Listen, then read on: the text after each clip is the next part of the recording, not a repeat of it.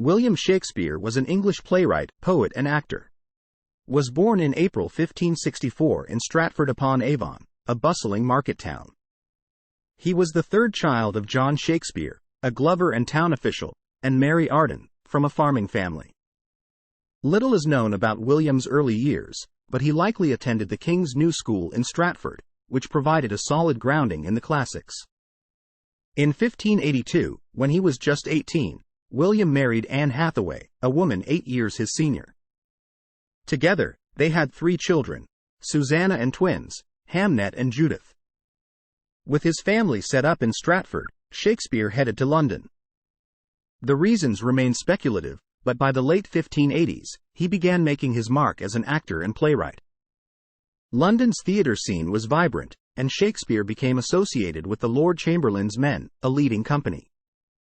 During this period, Shakespeare penned plays like Henry VI and Richard III. His works showed an acute understanding of human nature, combined with linguistic flair. The late 1590s were productive years for Shakespeare.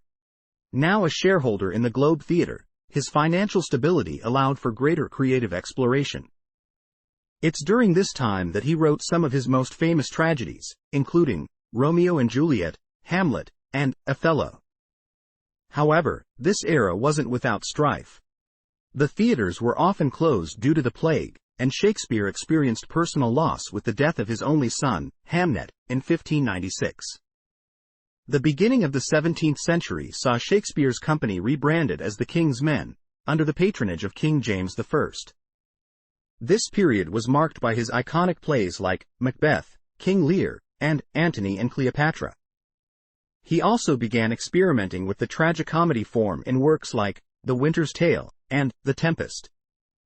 By 1613, Shakespeare retired to Stratford.